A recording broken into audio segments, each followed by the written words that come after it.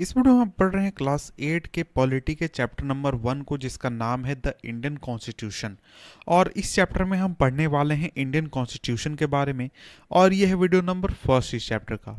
तो देखिए, इस चैप्टर के शुरुआत में आपके सामने यहाँ पर इंट्रोडक्शन दिया गया है इस चैप्टर का, जिसमें आपको ये समझाने की कोशिश की गई है कि आखिर हमारे देश में कॉन्स्टिट्यूशन की ज़रूरत क्यों है, संविधान की ज़रूरत क्यों है। किसी भी समाज को चलाने के लिए या फिर किसी भी देश को चलाने के लिए या फिर किसी भी और जगहों पर हमें नियम कानून की क्यों ज़रूरत होती है, इस चीज़ को यहाँ पर समझाने की कोशिश की गई है। तो आइए हम इस इंट्रोडक्शन को देखते हैं और इसके ज़रिए इस चीज़ को समझने की कोशिश करते हैं।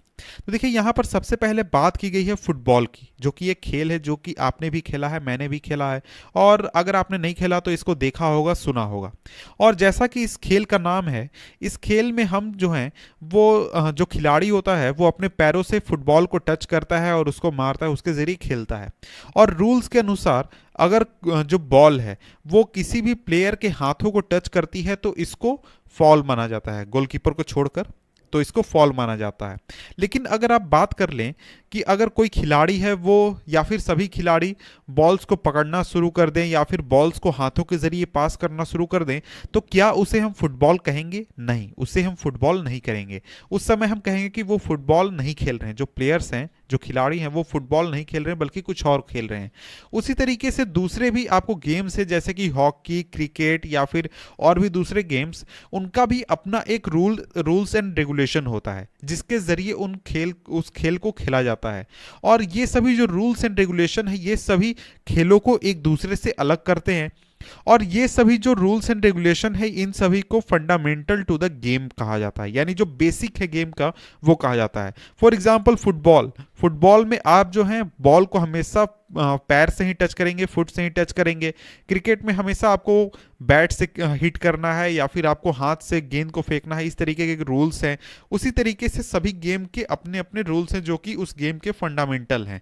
और इसी तरीके से हमारा जो समाज है, हमारा जो देश है, उसके भी कुछ फंडामेंटल रूल्स होते हैं कि जैसे इंडिया का जो समाज है वहाँ के लिए अलग रूल्स लागू होंगे, दूसरे देशों के लिए अलग रूल्स लागू होंगे। और ये जो समाज के रूल्स बनाए जाते हैं, आपको बेसिक रूल्स बनाए जाते हैं, कॉन्स्टिट्यूटिव रूल्स बनाए जाते हैं। तो ये जो रूल्स होते हैं ये अलग अलग सोसाइटी के लिए अलग अलग होते हैं। और जो बड़ी सोसाइटीज़ होती हैं जो कि एक दूसरे के साथ रह रही हैं, जहाँ पर बहुत बड़ी संख्या में लोग एक दूसरे के साथ रहते हैं, अलग अलग कम्युनिटीज़ के लोग एक साथ रहते हैं, तो वहाँ पर जो रूल्स बनाए जाते हैं वो सभी लोगों को साथ में लेकर जो ऐसे रूल्स को बनाया जाता है जिसमें सभी लोगों की सहमति हो।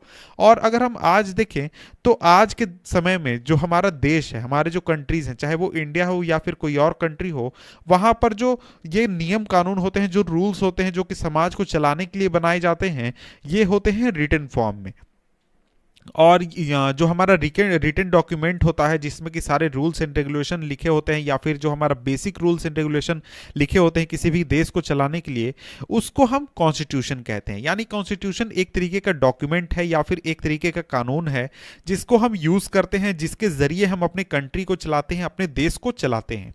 और इसके बाद यहाँ पर आगे बात की जा रही है कि हमने इंडियन कॉन्स्टिट्यूशन के बारे में क्लास 6 और क्लास 7 में पढ़ा है अपने social and political life text book में।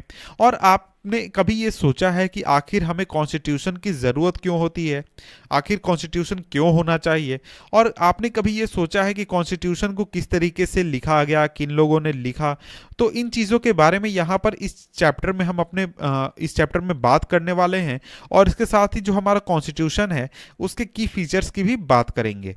और जो हमारे जो फीचर्स हैं वो काफ़ी इंपॉर्टेंट है, कॉन्स्टिट्यूशन के जो फीचर्स है वो काफ़ी इंपॉर्टेंट है इंडिया में डेमोक्रेसी को स्थापित करने में और उसको चलाने में।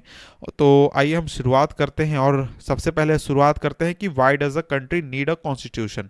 आखिर किसी भी देश को कॉन्स्टिट्यूशन की क्यों ज़रूरत होती है, किसी भी देश में कॉन्स्टिट्यूशन क्यों होना चाहिए, चाहे वो इंडिया हो या फिर कोई और देश हो? तो देखिए, यहाँ पर इस चीज़ को हम समझ लेते हैं। देखिए, दुनिया में आज जितनी भी कंट्रीज हैं लगभग के पास अपना कॉन्स्टिट्यूशन मौजूद है। और जितनी भी डेमोक्रेटिक कंट्रीज हैं सभी के पास लगभग कॉन्स्टिट्यूशन है। लेकिन वैसी कंट्रीज जिनके पास कॉन्स्टिट्यूशन है, ये ज़रूरी नहीं है कि वो डेमोक्रेटिक हो। यानी डेमोक्रेटिक कंट्री के पास कॉन्स्टिट्यूशन होगा ये लगभग ज़रूरी ही है, शायद ही कोई कंट्री होगी जिसके पास कॉन्स्टिट्यूशन ना हो, डेमोक्रेटिक कंट्री। लेकिन सभी कंट्रीज डेमोक्रेटिक होंगी ऐसा जरूरी नहीं है। जैसे कि चाइना, वो आपको उसके पास कॉन्स्टिट्यूशन है लेकिन वो डेमोक्रेटिक कंट्री नहीं है। और देखिए कॉन्स्टिट्यूशन जो है वो कई सारी चीज़ों को करने में हमारे काफ़ी हेल्प करता है। जैसे सबसे पहला तो ये है कि कॉन्स्टिट्यूशन एक तरीके से ये हमें बताता है कि हमारा जो देश होगा उसका बेस क्या होगा, यानी वहाँ के जो लोग हैं, हमारे इंडिया के जो लोग हैं, वो किस तरीके के सोसाइटी में रहना पसंद करेंगे, किस तरीके से जीवन गुजारना पसंद करेंगे। और इसको अलग तरीके से हम समझे तो कॉन्स्टिट्यूशन हमें ये बताता है कि हमारा जो सोसाइटी है उसका फंडामेंटल नेचर क्या है, या फिर किस आधार पर, किस नियम कानून पर हमारे जो सोसाइटी है वो स्थापित हुआ है। और देखिए एक चीज़ हमें समझनी चाहिए कि कोई भी कंट्री जहाँ पर बहुत ही अलग अलग कम्युनिटीज़ के लोग एक साथ रहते हैं, जिनके बीच में कुछ बातों को लेकर एक राय बनती है लेकिन बहुत सारे बातों पर उनकी जो राय है वो अलग अलग हो जाती है, तो इस तरीके के जो सिचुएशन होते हैं यहाँ पर जो कॉन्स्टिट्यूशन है वो काफ़ी हमें हेल्प करता है, ताकि हम एक सेट ऑफ रूल्स स्थापित कर लें या फिर सेट ऑफ प्रिंसिपल स्थापित कर लें, जिसके आधार पर सभी जो लोग हैं वो अपने जीवन को गुजारेंगे या फिर किसी भी देश को चलाया जाएगा। जैसे इंडिया में आप देखेंगे जो कॉन्स्टिट्यूशन है वो एक set of rules and principle है जिसके आधार पर पूरे देश को चलाया जा रहा है और जिसको देश के सभी लोग मान रहे हैं और सभी लोगों को मानना ही है। और ये जो कॉन्स्टिट्यूशन है ये सिर्फ ये नहीं बताता कि हमारे देश में गवर्नमेंट किस तरीके से बनेगी या फिर गवर्नमेंट किस तरीके से काम करेगा, और इसके अलावा ये भी बताता है कि हमारा जो देश है वो उसके कुछ आइडियल्स हैं जिसमें कि हमारा जो कंट्री है वो स्थापित होगा, या फिर कंट्री के जो कोर आइडियाज़ हैं या फिर जो बेसिक आइडियाज़ हैं वो हमारा कॉन्स्टिट्यूशन बताता है। तो देखिए यहाँ पर इमेजेस दी गई है, इसके बारे में नीचे हम यहाँ पर बात करते हैं। तो देखिए यहाँ पर कहा जा रहा है कि let us try and understand what we mean by this through to constructing situation in recent history of Nepal. यानी कि नेपाल के सिचुएशन को देखकर हम इस चीज को समझने की कोशिश करेंगे। तो नेपाल के दो सिचुएशन को हम देखेंगे, पहला तो वहां पर जब डेमोक्रेसी आ गई और दूसरा डेमोक्रेसी के आने से पहले। तो देखिए जो नेपाल है वो हमारे इंडिया का पड़ोसी है और वहां की बात हम यहाँ पर कर रहे हैं। और कुछ साल पहले तक जो नेपाल था वहां पर मोनार्की थी, और जो पिछला वहां पर कॉन्स्टिट्यूशन अपनाया गया था वो 1990 में अपनाया गया था। और यहाँ पर ये लिखा गया था इस कॉन्स्टिट्यूशन में कि जो फाइनल पावर है या फिर फाइनल अथॉरिटी है वो सरकार के पास है, यानी कि जो किंग है, मोनार्क, राजा, उसके पास है। और इसके अलावा लोग जो थे वो काफ़ी मूवमेंट चला रहे थे, काफ़ी विरोध प्रदर्शन कर रहे थे और काफ़ी मूवमेंट चला रहे थे ताकि जो डेमोक्रेसी है उसको स्थापित किया जा सके। और 2006 में उनको काफ़ी सक्सेस मिला और इसके बाद जो किंग है उसके पावर को एंड कर दिया गया। और आज के समय में जो लोग हैं वहाँ पर यानी नेपाल में वो कॉन्स्टिट्यूशन को लिख रहे हैं या फिर कॉन्स्टिट्यूशन को राइट कर रहे हैं। तो आज की ये यहाँ पर बात नहीं की जा रही है, ये किताब जो है वो काफ़ी ओल्ड है, इसलिए यहाँ पर ऐसा लिखा गया है कि वहाँ पर नेपाल में जो डेमोक्रेसी है उसको स्थापित करने के लिए वहाँ पर कॉन्स्टिट्यूशन को लिखा जा रहा है। और इसका रीज़न ये है कि जो वहाँ के लोग हैं वो ये नहीं चाहते कि जो पिछला कॉन्स्टिट्यूशन है उसके आधार पर देश को चलाया जाए, क्योंकि वो जो कॉन्स्टिट्यूशन था वो उनके आइडियल्स को नहीं दिखा रहा था या फिर उनके आइडियल्स को नहीं शो कर रहा था। जैसे कि वहाँ पर लिखा गया था कि जो पावर है वो फाइनल पावर वहाँ के मोनार्क के पास होगा, राजा के पास होगा। वहाँ के लोग इस चीज़ को रिमूव करना चाहते थे और इस चीज के विरोध में वहां के लोगों ने आंदोलन चलाया था, इसलिए कॉन्स्टिट्यूशन को वो वहां पर चेंज कर रहे थे। तो देखिए फुटबॉल में जैसा कि हमने एग्जांपल में देखा कि अगर हम फुटबॉल के किसी भी रूल को चेंज करते हैं तो उसकी वजह से जो पूरा गेम है वही चेंज हो जाता है। उसी तरीके से अगर हम नेपाल में देखें तो वहां पर जब मोनार्की से डेमोक्रेटिक गवर्नमेंट के रूप में ट्रांसफॉर्मेशन हुआ तो उसकी वजह से जो रूल्स एंड रेगुलेशन है सरकार का उन सभी को चेंज करने की जरूरत पड़ी, ताकि एक तरीके के नए सोसाइटी का निर्माण किया जा सके और नए फॉर्म ऑफ गवर्नमेंट को इस्टेब्लिश किया जा सके। और इसीलिए जो नेपाल के लोग हैं वो नया कॉन्स्टिट्यूशन लिख रहे हैं। और इसके साथ ही जो कैप्शन यहाँ की बात की जा रही है, यहाँ पर ये जो चीज़ें हैं ये इस पूरे प्रोसेस को एलेबोरेट कर रही है, या फिर जो स्ट्रगल है नेपाल का डेमोक्रेसी के लिए उसको एलेबोरेट यहाँ पर किया गया है। और इसके बाद आगे बढ़ते हैं तो देखिए जो सेकंड इंपॉर्टेंट पर्पस है कॉन्स्टिट्यूशन का वो ये है कि जो हमारा जो कंट्री है उसका पॉलिटिकल सिस्टम कैसा होगा, उसका नेचर क्या होगा, ये डिफाइन करता है हमारा कॉन्स्टिट्यूशन। फॉर एग्जाम्पल, तो एग्जाम्पल में यहाँ पर नेपाल की ही बात की गई है कि देखिए पहले जो नेपाल था वहाँ का जो कॉन्स्टिट्यूशन था वो ये बताता था कि जो कंट्री है उसका जो राजा होगा यानी जो रूलर होगा वो किंग होगा और उसके काउंसिल ऑफ मिनिस्टर्स होंगे। और इसके बाद अगर हम वैसे कंट्रीज़ की बात करें जिन्होंने डेमोक्रेटिक फॉर्म ऑफ गवर्नमेंट को अपनाया है या फिर पॉलिटिक्स को अपनाया है, वहाँ पर जो कॉन्स्टिट्यूशन है वो एक क्रूशियल रोल अदा करता है ताकि ये डिफाइन किया जा सके कि जो सरकार है या फिर जो डिसीजन मेकिंग पूरा प्रोसेस है सोसाइटी में वो किस तरीके से होगा, यानी सरकार किस तरीके से काम करेगी, किसके पास पावर होगा, किसके पास नहीं होगा। इन सभी चीज़ों को जो कॉन्स्टिट्यूशन है वो प्रोवाइड करता है। और इसके बाद अगर हम बात करें किसी भी डेमोक्रेसी में जहाँ पर डेमोक्रेसी स्थापित है, हम अपने लीडर्स को चुनते हैं और ताकि वो हमारे बदले में जो हमारी पावर है उसको एक तरीके से शो कर सकें या फिर यूज कर सके। लेकिन यहाँ पर हमेशा ये चांस होता है कि जो लीडर्स हम चुनते हैं वो लीडर्स हम चुनते हैं वो पावर्स को मिसयूज करें या फिर अपने अथॉरिटी को मिसयूज करें। और इस कंडीशन में भी जो कॉन्स्टिट्यूशन है वो हमें काफ़ी हेल्प करता है, क्योंकि जो कॉन्स्टिट्यूशन है वो एक तरीके का सेफगार्ड प्रोवाइड करता है ताकि जो रूलर्स हैं या फिर जो लीडर्स हमारे द्वारा चुने गए हैं वो अपने अथॉरिटी को मिसयूज ना करें और मिसयूज करने से बचें या फिर उनको मिसयूज करने से हमारा जो कॉन्स्टिट्यूशन है वो रोकता है। इस तरीके के अथॉरिटी के मिसयूज़ की वजह से हमें काफ़ी ज़्यादा इनजस्टिस झेलना पड़ सकता है या फिर देखना पड़ सकता है।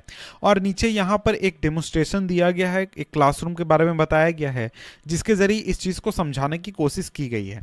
तो इसको आप खुद से पढ़ लें। तो यहाँ पर सिंपली मैं शॉर्ट में समझाऊँ तो यहाँ पर कहा एक लड़का है जो कि क्लास का मोनीटर है और एक क्लास का लड़का है। जो मोनीटर है वो काफ़ी बुली टाइप का है, वो दूसरों को परेशान करता रहता है और वो झूठ मूठ का मैम से एक लड़के की शिकायत कर देता है। तो इस तरीके से हम समझ सकते हैं कि आपने भी अपने क्लास में इस तरीके के प्रॉब्लम्स कई बार देखे होंगे कि कई लड़के जो हैं वो झूठी शिकायत कर देते हैं। और कई बार ऐसा होता है कि मॉनिटर्स जो होते हैं जो क्लास को संभाल रहे हैं या फिर देख रहे हैं वो झूठी शिकायत कर देते हैं। तो वहाँ पर क्या हो रहा है, वहाँ पर अथॉरिटी का मिसयूज़ हो रहा है। तो इस तरीके से हम समझते हैं एग्जाम्पल के जरिए कि अथॉरिटी का मिसयूज़ कैसे हो सकता है। और देखिए इसके बाद अगर हम आगे बढ़ें तो यहाँ पर कहा जा रहा है कि in democratic societies the constitution often lays down rules that guard against this misuse of power by our political leaders. यानी डेमोक्रेटिक सोसाइटीज जो हैं वहां पर कॉन्स्टिट्यूशन जो है वो कई बार नियम कानून ऐसा रखता है ताकि जिसके जरिए जो मिसयूज है पावर का उसके जरिए लोगों को बचाया जा सके। यानी जो पॉलिटिकल लीडर्स हैं वो अपने पावर्स का मिसयूज ना करें, उसको रोकने के लिए भी कॉन्स्टिट्यूशन में नियम कानून लिखे होते हैं। और अगर हम इंडियन कॉन्स्टिट्यूशन की बात करें तो इंडियन कॉन्स्टिट्यूशन में फंडामेंटल राइट्स दिए गए हैं जो कि लोगों को बचाते हैं इस तरीके के पावर के मिसयूज से। और इसके बाद यहाँ पर आपने क्लास 7 में पढ़ा ही होगा एक दलित राइटर के बारे में, ओम प्रकाश वाल्मीकि के बारे में, जिसमें कि आपको उसके प्रॉब्लम्स के बारे में वहाँ पर बात की गई है कि किस तरीके का डिस्क्रिमिनेशन उसको झेलना पड़ा था क्योंकि वो दलित था। और इसके अलावा आपने देखा कि जो इंडियन कॉन्स्टिट्यूशन है वो किस तरीके से गारंटी करता है राइट टू इक्वालिटी सभी लोगों के लिए। यानी कि जितने भी लोग हैं, जितने भी सिटीजन्स हैं देश के, उनके बीच डिस्क्रिमिनेशन नहीं किया जा सकता है, चाहे वो रिलीजन के आधार पर हो, रेस के आधार पर हो, caste, gender, place of birth, इस तरीके के किसी भी चीज़ के आधार पर हम डिस्क्रिमिनेशन नहीं कर सकते हैं। और जो राइट टू इक्वालिटी है वो एक फंडामेंटल राइट है जिसको गारंटी किया गया है हमारे इंडियन कॉन्स्टिट्यूशन द्वारा। और इसके जरिए लोगों के जो अधिकार हैं उनको बचाया जाता है या फिर रोका जाता है। और इसके अलावा दूसरा जो इम्पोर्टेंट फंक्शन है कॉन्स्टिट्यूशन का वो ये है कि जो डेमोक्रेसी है उसमें जो डोमिनेंट ग्रुप है वो अपने पावर को यूज़ ना करे दूसरे या फिर लेस पावरफुल जो लोग हैं उनके खिलाफ या फिर जो लेस पावरफुल ग्रुप्स हैं उसके खिलाफ।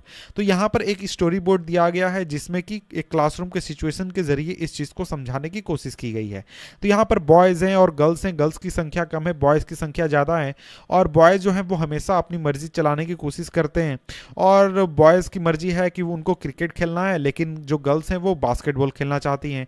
तो इस तरीके की सिचुएशन को डेमोक्रेसी के जरिए टीचर ने सॉल्व करने की कोशिश की कि जिसकी संख्या ज़्यादा वो उसकी बात को माना जाएगा। तो इस कंडीशन में बॉयज़ की बात को माना गया क्योंकि उनकी संख्या ज़्यादा थी।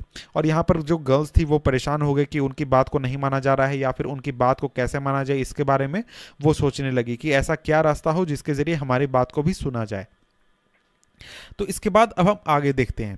तो देखिए इस तरीके की जो अनहेल्दी सिचुएशन है वो हमारे डेमोक्रेटिक सोसाइटीज़ में भी आ सकते हैं, जहां पर जो मेजोरिटी है, जिनकी संख्या ज़्यादा है, वो हमेशा अपने डिसीजन को इन्फोर्स कर सकते हैं और उसके ज़रिए जो माइनॉरिटीज़ है उनको एक्सक्लूड कर दिया जाएगा या फिर उनकी बातों को नहीं सुना जाएगा या फिर उनके इंटरेस्ट के खिलाफ डिसीजंस को लिया जाएगा। और ऊपर हमने जैसा देखा, ऊपर स्टोरी बोर्ड में हमने जैसा देखा कि हर एक सोसाइटी जो है वहाँ पर इस तरीके की टायरनी की प्रॉब्लम आ सकती है कि जहां पर जो मेजोरिटी है वो माइनॉरिटी को दबाने की कोशिश करे या फिर उसकी बात को ना सुने, उसकी बात को वैल्यू ना दिया जाए। और जो कॉन्स्टिट्यूशन है वो यूजुअली इस तरीके के रूल्स को कंटेन करता है ताकि जो माइनॉरिटीज़ हैं उनको एक्सक्लूड ना किया जाए किसी भी चीज़ से जो कि मेजोरिटी को अवेलेबल है या फिर मेजोरिटी को जो सुविधा प्राप्त है या फिर जो फ़ायदा मिल रहा है या फिर सिंपली की बात, माइनॉरिटी की बात को भी माना जाए। तो ये एक और रीज़न है जिसके वजह से हमें कॉन्स्टिट्यूशन की ज़रूरत है, ताकि जो इस तरीके की टायरेनी है या फिर डोमिनेशन है मेजोरिटी का माइनॉरिटी के ऊपर, इसको रोका जा सके या फिर ऐसा होने से बचाया जा सके। और इस तरीके के डोमिनेशन में आपका इंटर कम्युनिटी यानी कम्युनिटी का दूसरे कम्युनिटी के ऊपर या फिर एक ही कम्युनिटी के मेंबर्स द्वारा उसी कम्युनिटी के दूसरे मेंबर्स के ऊपर या फिर इंट्रा कम्युनिटी डोमिनेशन, इस तरीके की जो डोमिनेशन है इसकी बात यहाँ पर इंक्लूड की गई है। और इसके अलावा जो तीसरा सिग्निफिकेंट रीज़न है जिसकी वजह से हमें कॉन्स्टिट्यूशन की ज़रूरत है ताकि हम खुद को अपने आप से बचा सकें, तो ये काफ़ी अलग बात है लेकिन इसको समझने की ज़रूरत है। देखिए कई बार ऐसा होता है कि हमको ऐसा लगता है या फिर हम फील करते हैं कि ये चीज़ जो है, ये इशू जो है, ये बिल्कुल सही है या फिर ऐसा होना चाहिए, लेकिन अगर हम उसको ध्यान से देखें तो वो तुरंत आपको सही लगता है कि अभी ऐसा हो तो सही होगा, लेकिन अगर हम लॉन्ग टर्म देखें आज के 10 साल बाद, 20 साल बाद, तो वो हमारे इंटरेस्ट के खिलाफ जा सकता है या फिर हमारी जो सिचुएशन है उसको कमज़ोर कर सकता है या फिर ख़राब कर सकता है। तो इसलिए जो कॉन्स्टिट्यूशन है वो हमें इस तरीके के सिचुएशन से भी बचाने के लिए भी कॉन्स्टिट्यूशन में प्रावधान यहाँ पर दिया गया है। तो यहाँ पर एक कहानी बताई गई है जिसके जरिए इस चीज़ को समझाने की कोशिश की गई है कि एक लड़की है जो कि टीवी देखना चाहती है लेकिन उसको पढ़ना है क्योंकि उसको कुछ होमवर्क करना है, कुछ क्वेश्चन सॉल्व करने हैं, लेकिन वो डायलेमा में है या फिर वो काफ़ी परेशानी में है कि वो टीवी देखे या फिर वो अपने किताब को पढ़े, क्वेश्चंस को सॉल्व करे। और इस चीज़ का सॉल्यूशन वो देखती है कि वो टीवी को बंद कर देती है, कोई टीवी उसके घर में नहीं देखता और वो चुपचाप बैठकर पढ़ने लगती है। तो इस तरीके के डायलेमा में हम कई बार आ सकते हैं कि क्या चीज़ सही है, क्या होना चाहिए या फिर क्या चीज़ नहीं होना चाहिए। और इसी तरीके से जो कॉन्स्टिट्यूशन है वो हमें हेल्प करता है ताकि हम अपने आप से खुद को बचा सके, यानी जो हमारे डिसीजन है जो कि हमारे खिलाफ जा सकते हैं या फिर हमारे बड़े हितों के खिलाफ जा सकते हैं, हमारे देश के खिलाफ जा सकते हैं, उस तरीके की सिचुएशन से हमें बचाए। फॉर एग्जांपल ये पॉसिबल हो सकता है कि बहुत सारे लोग जो डेमोक्रेसी में रह रहे हैं उनको ये स्ट्रांग फील आ जाए कि जो पार्टी पॉलिटिक्स है वो काफ़ी ख़राब चीज़ है या फिर वो अच्छी तरीके से काम नहीं कर रही है, और इसकी वजह से अब हमें स्ट्रांग डिक्टेटर की ज़रूरत है, तानाशाह की ज़रूरत है, तो कि जो कि इन चीज़ों को सुधार सके। और इस इमोशन में बहकर जो लोग हैं वो दूरगामी बातों को ना सोचें कि आज के 10 साल बाद क्या होगा, 20 साल बाद क्या होगा, इन चीज़ों को ना सोचें और वो जाकर किसी तानाशाह को गद्दी पर बैठा दें और डिक्टेटोरियल रूल को स्थापित कर दें। लेकिन ये जो डिक्टेटोरियल रूल है यानी तानाशाही है, ये लोगों के खिलाफ जा सकती है कुछ समय बाद, जब उनके जो अधिकार हैं, जो उनके जो इच्छा है उनको कुचला जाएगा, उनकी बातों को नहीं सुना जाएगा, और जो राइट्स ऑफ सिटीजन्स हैं या फिर जो उनके फ्रीडम है लोगों के, उसको जब खत्म किया जाएगा या फिर खत्म करने की कोशिश की जाएगी, तो उस समय ये चीज़ जो है लोगों के खिलाफ जा सकता है। तो ऊपर के सभी डिस्कशन के जरिए आपने ये समझा कि जो कॉन्स्टिट्यूशन है वो काफ़ी इंपॉर्टेंट रोल अदा करता है डेमोक्रेटिक सोसाइटी में और इसकी हमें काफ़ी ज़्यादा ज़रूरत है। लेकिन इसके बाद यहाँ पर आगे बढ़ें तो आगे आ जाता है हमारा इंडियन कॉन्स्टिट्यूशन के की फीचर्स। तो आइए अब शुरुआत करते हैं इस चैप्टर का अगला टॉपिक जो कि है द इंडियन कॉन्स्टिट्यूशन। तो देखिए पिछले वीडियो में हमने पढ़ा था कि हमें कॉन्स्टिट्यूशन की क्यों ज़रूरत है, आखिर हमारे देश में कॉन्स्टिट्यूशन क्यों होना चाहिए, और इस वीडियो में हम पढ़ने वाले हैं इस टॉपिक को द इंडियन कॉन्स्टिट्यूशन की फीचर्स, और हम देखेंगे इंडियन कॉन्स्टिट्यूशन के कुछ खास फीचर्स के बारे में। तो फीचर्स को पढ़ने से पहले हम एक तरीके का इंट्रोडक्शन देख लेते हैं फीचर से रिलेटेड। तो देखिए यहाँ पर आपसे बताया जा रहा है कि 20वीं सेंचुरी की जब शुरुआत हुई उस समय में जो इंडियन नेशनल मूवमेंट चल रहा था वो काफ़ी एक्टिव था और इंडिपेंडेंस के लिए काफ़ी ज़्यादा स्ट्रगल किया जा रहा था।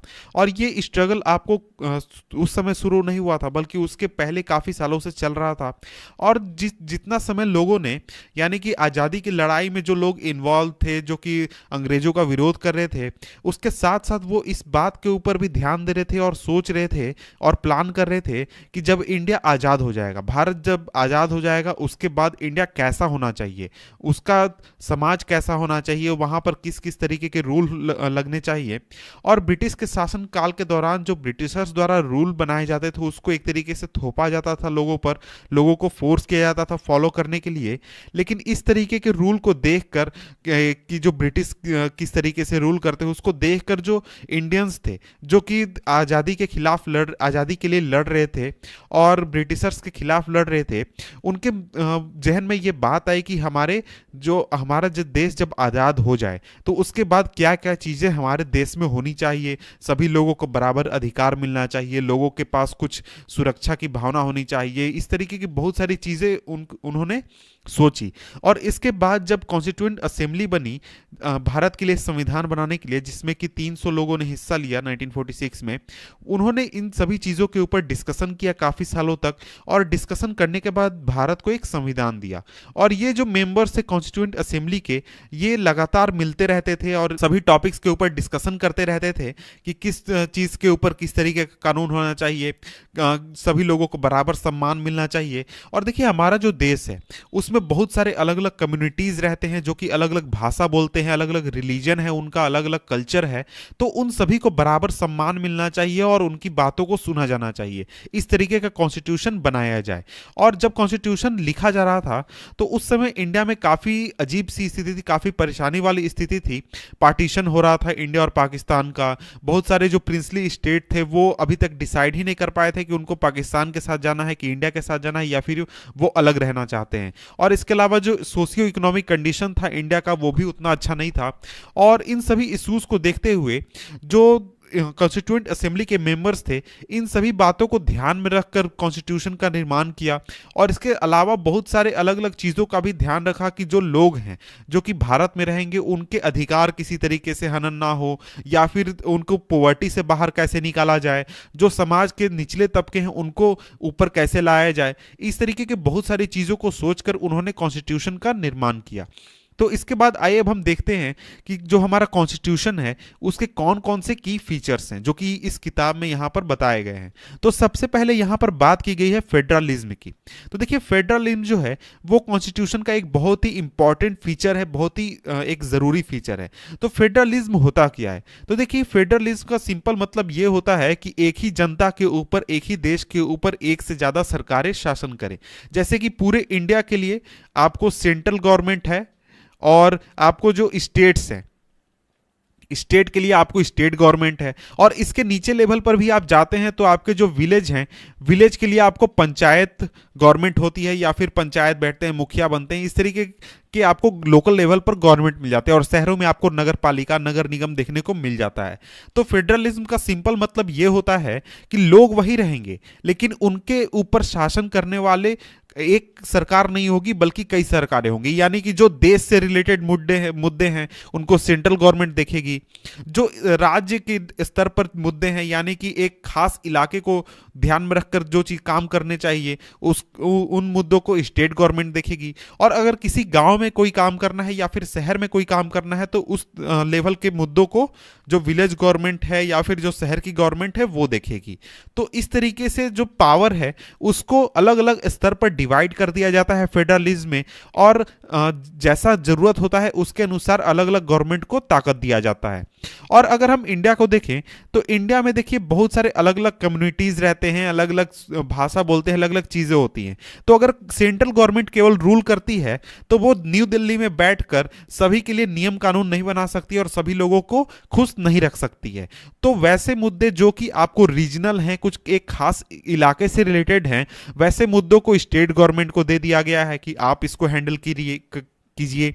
और कुछ खास मुद्दे जो कि आपको गांव से रिलेटेड हैं, जैसे कि पानी प्रोवाइड करना या फिर नाली बनाना, इस तरीके के मुद्दे आपको दे दिए गए हैं, आपको जो विलेज लेवल पर है या फिर जो आपको सिटी लेवल पर है उस लेवल पर। तो इस तरीके से पावर का जो डिस्ट्रीब्यूशन किया गया है वो अलग अलग लेवल पर कर दिया गया है। इसके बाद दूसरा फीचर है पार्लियामेंट्री फॉर्म ऑफ गवर्नमेंट, यानी जो इंडिया में जो फॉर्म ऑफ गवर्नमेंट है वो पार्लियामेंट्री फॉर्म ऑफ गवर्नमेंट है। गवर्नमेंट के जो अलग अलग टायर्स हैं, टायर्स कहने का मतलब कि अलग अलग लेवल पर जो गवर्नमेंट है, जैसे सेंट्रल गवर्नमेंट एक गवर्नमेंट है, फिर स्टेट गवर्नमेंट है, और उसके बाद फिर आपका विलेज या फिर शहर लेवल पर गवर्नमेंट है। तो इन गवर्नमेंट्स को चलाने वाले जो लोग होते हैं वो रिप्रेजेंटेटिव होते हैं, जो कि जनता द्वारा चुने जाते हैं, और इनके द्वारा ही जो शासन है वो उस खास लेवल पर चलाया जाता है। और जो कॉन्स्टिट्यूशन है इंडिया का, वो ये गारंटी करता है कि जो जितने भी एडल्ट लोग हैं, जिनकी एज 18 से ऊपर हो चुकी है, चाहे वो महिला हो, पुरुष हो, या फिर किसी भी तरीके की स्थिति में वो हो, वो वोट कर सकता है और अपने लीडर को चुन सकता है। और जब वो कॉन्स्टिट्यूशन को बना रहे थे, यानी कॉन्स्टिट्यूशन बनाने वाले जब कॉन्स्टिट्यूशन को बना रहे थे, उन्हें ये फील हुआ कि जो फ्रीडम स्ट्रगल है उसके वजह उसके बाद, यानी जो फ्रीडम स्ट्रगल है उसके बाद जो यूनिवर्सल एडल्ट सफरेज है, यूनिवर्सल एडल्ट फ्रेंचाइज है, ये प्रोवाइड करना चाहिए सभी लोगों को। और इसकी वजह से जो डेमोक्रेटिक माइंडसेट है वो आपको एक लोगों के बीच जाएगा, और लोग जो अभी तक ट्रेडिशनल कास्ट सिस्टम या फिर क्लास, जेंडर हायरार्की, इस तरीके की चीजों में फंसे हुए हैं, उससे बाहर निकलेंगे और लोग एक दूसरे के साथ मिलजुल कर रहेंगे। तो इसलिए ये चीज काफी ज्यादा इंपॉर्टेंट है। और ये भी, इसका मतलब ये भी होता है कि जो लोग हैं इंडिया के, उनका जो उनके रिप्रेजेंटेटिव को चुनने का प्रोसेस है उसमें एक डायरेक्ट रोल होगा, और उसमें वो डायरेक्ट पार्टिसिपेशन कर सकेंगे। और इसके अलावा जो हर एक सिटीजन है कंट्री का, और चाहे वो किसी भी सोशल बैकग्राउंड से बिलोंग करे, वो चुनाव लड़ सकता है। किसी भी तरीके का एजुकेशन लेवल हो उसका, वो चुनाव लड़ सकता है। और ये जो रिप्रेजेंटेटिव होंगे ये सीधे जनता के प्रति जवाबदेह होंगे। और इसके बारे में आपको ज़्यादा आगे पढ़ना है, यूनिट 2 में पढ़ना है। यहाँ पर इसका एक तरीके से डिस्क्रिप्शन दिया गया है कि जो ये हमारा पार्लियामेंट्री फॉर्म ऑफ गवर्नमेंट है, इसमें ये जो लीडर्स होते हैं ये डायरेक्टली जनता के प्रति जवाबदेह होते हैं। इसके बाद हमारा तीसरा जो फीचर है वो है सेपरेशन ऑफ पावर, यानी जो पावर है उसको सेपरेट कर दिया गया है। और कॉन्स्टिट्यूशन के अनुसार जो स्टेट है, स्टेट कहने का मतलब यहां पर राज्य की नहीं बात की जा रही है, स्टेट कहने का मतलब जो हमारा देश है, कंट्री, यानी जो पूरा गवर्नमेंट फंक्शनिंग का जो पूरा स्ट्रक्चर है उसकी बात यहां पर की जा रही है। कि जो स्टेट है यानी जो हमारा देश है, उसमें जो पावर है उसको 3 ऑर्गन्स में डिवाइड कर दिया गया है। पहला तो लेजिस्लेचर हो गया, दूसरा एग्जीक्यूटिव हो गया, और तीसरा जुडिशरी हो गया। तो इन तीनों के बीच में पावर को डिस्ट्रीब्यूट कर दिया गया है। लेजिस्लेचर का मतलब हो गया कि जो आपके इलेक्टेड रिप्रेजेंटेटिव हो गए, एमपी हो गए, एमएलए हो गए, इन सभी की बात की जा रही है। एग्जीक्यूटिव हो गया जो आपका ब्यूरोक्रेसी होता है, जिसमें आईएएस, आईपीएस इस तरीके के लोग आ जाते हैं। और इसके अलावा तीसरा जो होता है वो जुडिशरी, उसमें आपका जो कोर्ट सिस्टम है, यानी कि जज हो गए, आपको हाई कोर्ट हो गया, सुप्रीम कोर्ट हो गया, ये सभी हो जाते हैं। जब कॉन्स्टिट्यूशन का निर्माण हो रहा था उस समय कॉन्स्टिट्यूशन बनाने वाले लोगों के दिमाग में यह बात थी कि कोई भी जो ऑर्गन है गवर्नमेंट का, चाहे वो जुडिशरी हो, एग्जीक्यूटिव हो या फिर लेजिस्लेचर हो, वो अपने पावर को जरूरत से ज्यादा एक्सरसाइज कर सकता है या फिर दूसरे पर हावी होने की कोशिश कर सकता है। तो इस तरीके की सिचुएशन से बचने के लिए भी जो उस समय के कॉन्स्टिट्यूशन बनाने वाले लोग थे उन्होंने बहुत सारे प्रावधान किए हैं और बहुत सारी चीजों को किया था, ताकि जो बैलेंस है पावर का सभी तीनों के बीच में बना रहे। यानी जो लेजिस्लेचर है वो एग्जीक्यूटिव और जुडिशरी पर हावी ना हो, एग्जीक्यूटिव आपको लेजिस्लेचर और जुडिशरी पर हावी ना हो, और जुडिशरी आपको एग्जीक्यूटिव और लेजिस्लेचर पर हावी ना हो। तो इस चीज को काफी ज्यादा ध्यान में रखा गया था। इसके बाद आगे बढ़ते हैं। इसके बाद देखिए यहां पर अगले फीचर की बात की गई है और वो है फंडामेंटल राइट्स। तो देखिए फंडामेंटल राइट्स जो है वो बहुत ही ज्यादा इंपॉर्टेंट है इंडियन कॉन्स्टिट्यूशन के लिए। और ये फंडामेंटल राइट्स ही हैं जो कि हमारे देश में किसी भी नागरिक को पावर्स प्रोवाइड करते हैं कि उनके अधिकारों का हनन जो सरकार है या फिर जुडिशरी है या फिर कोई भी सरकार का जो अंग है वो नहीं कर सकता है। और जो सेक्शन है फंडामेंटल राइट्स का, उसको जो भारतीय संविधान है या फिर इंडियन कॉन्स्टिट्यूशन है उसका कंसाइज कहा जाता है। और देखिए जो कॉलोनियल रूल था इंडिया के ऊपर, उसके बाद यानी कि कॉलोनियल रूल को देखने के बाद जो लोग थे या फिर जो संविधान बना रहे थे या फिर जो आम जनता थी, उनके बीच में एक तरीके का सस्पिशन आ गया था सरकार के प्रति या फिर जो गवर्नमेंट है उसके प्रति, कि देखिए जो सरकार है वो कभी भी लोगों के अधिकारों का हनन कर सकती है। इसलिए कुछ ऐसा प्रावधान करना चाहिए ताकि जो सरकार है, जो जो भी पावर में हो, चाहे वो जुडिशरी हो, एग्जीक्यूटिव हो, कोई भी हो, वो लोगों के अधिकारों का हनन ना करे या फिर उनको एक जरूरी दर्जा प्रोवाइड करे या फिर जरूरी रिस्पेक्ट प्रोवाइड करे जो कि उनको मिलना चाहिए। और इसकी वजह से जो फंडामेंटल राइट्स है वो काफी ज्यादा इंपॉर्टेंट होता है, क्योंकि ये आपके अधिकारों को बचाने का काम करता है। और ये जो फंडामेंटल राइट्स हैं ये आपको किसी भी तरीके के जो जरूरत से ज्यादा पावर का यूज है या फिर एक्सेसिव पावर का यूज है या फिर आपके अधिकारों को हनन करने का कोशिश है, उससे आपको बचाता है। और इसके इस चीज के जरिए यानी फंडामेंटल राइट्स के जरिए जो कॉन्स्टिट्यूशन है वो सभी लोगों को, भारत में रहने वाले सभी लोगों को राइट प्रोवाइड करता है, एक तरीके की गारंटी प्रोवाइड करता है कि जो सरकार है वो उनके अधिकारों का हनन नहीं करेगी या फिर उनको किसी भी तरीके से परेशान नहीं करेगी। और इसके अलावा बहुत सारे अलग अलग जो माइनॉरिटी कम्युनिटीज हैं उन्होंने भी एक तरीके का नीड एक्सप्रेस किया था कि इस तरीके के राइट्स की ज़रूरत है ताकि उनके ग्रुप को बचाया जा सके, उनके जो अधिकार है उनको उसको भी बचाया जा सके। और इसके साथ ही जो कॉन्स्टिट्यूशन है वो ये भी गारंटी करती है कि जो माइनॉरिटी है उसको सेफगार्ड किया जाए या फिर उसको बचाया जाए मेजोरिटी के अगेंस्ट में या फिर मेजोरिटी के खिलाफ। तो देखिए जो डॉक्टर अंबेडकर थे उन्होंने कहा था कि जो फंडामेंटल राइट्स हैं वो दो काम करती है। पहला तो ये है कि सभी जो सिटीजन है उसके पास ये अधिकार होना चाहिए कि वो अपने जो राइट्स हैं उसको क्लेम कर सके, उसको वो मांग सके या फिर उसको वो मिले। और इसके अलावा दूसरा ये है कि इन राइट्स को, ये जो राइट्स है फंडामेंटल राइट्स, ये सरकार के सभी जो अंग है उन पर लागू हो, सभी अथॉरिटी पर लागू हो। और इसके अलावा जितने भी लॉज बनाने के जो प्रोसीजर्स हैं उनके ऊपर, सभी चीज के ऊपर इसकी बाइंडिंग हो, कोई भी इसको किसी भी तरीके से वायलेट ना कर सके। और फंडामेंटल राइट्स के अलावा जो कॉन्स्टिट्यूशन है उसमें directive principle of state policy भी दिया गया है। ये एक तरीके का सरकार के लिए है ये directive principle of state policy, कि जो सरकार है वो सोशल और इकोनॉमिक रिफॉर्म को इंश्योर करे ताकि जो सोसाइटी है वो आगे बढ़ सके और इसके साथ ही जो देश है उसका डेवलपमेंट हो सके। तो यहां पर देखिए फंडामेंटल राइट दिए गए हैं आपको इंडियन कॉन्स्टिट्यूशन में जो कि इंक्लूड किए गए। पहला है राइट टू इक्वालिटी, दूसरा right to freedom, right against exploitation, right to freedom of religion, cultural and educational rights, right to constitutional remedies. तो ये सभी इसको आप याद कर सकते हैं। और यहां पर क्वेश्चन दिया गया है which fundamental rights will the following situation violate, तो इसको आप खुद से सॉल्व करें तो आपके लिए बेहतर होगा। इसके बाद लास्ट है हमारा वो है सेक्युलरिज्म। तो देखिए सेक्युलरिज्म का मतलब क्या होता है, तो यहां पर उसका भी डेफिनेशन दिया गया है। तो यहां पर डेफिनेशन दिया गया है कि a secular state is one in which the state does not officially promote any one religion as the state religion. तो देखिए इंडियन गवर्नमेंट जो है या फिर जो इंडिया है वो किसी भी एक रिलीजन को ऑफिशियल रिलीजन नहीं कहता है या फिर कह नहीं सकता है, संविधान में उसका बात नहीं किया गया। जैसे कि आप पाकिस्तान का बात करेंगे तो वहां पर कहा जाता है कि पाकिस्तान जो है वो इस्लामिक स्टेट है, इसका मतलब कि वहां का जो गवर्नमेंट है उसका ऑफिशियल रिलीजन है इस्लाम। लेकिन इंडिया में ऐसा कुछ नहीं है। इंडिया में जो सरकार है वो किसी एक रिलीजन को प्रमोट नहीं कर सकती है, सभी रिलीजन को उसको बराबर का अधिकार देना होगा या फिर बराबर का वैल्यू देना होगा। तो इन सभी चीजों को देखने के बाद आप समझ सकते हैं कि जो कॉन्स्टिट्यूशन है उसकी जरूरत क्यों है और उसके क्या क्या इंपॉर्टेंट फीचर्स हैं। तो यहां पर हमारा ये जो चैप्टर है ये खत्म होता है। इसके बाद यहां पर देखिए लास्ट में कुछ थोड़ा सा दिया गया है, ये इतना इंपॉर्टेंट नहीं है, इसको आप चाहे तो पढ़ सकते हैं। इसके बाद यहां पर एक्सरसाइज दिए गए हैं तो इसको हम किसी और वीडियो में पढ़ेंगे। तब तक के लिए गुड बाय।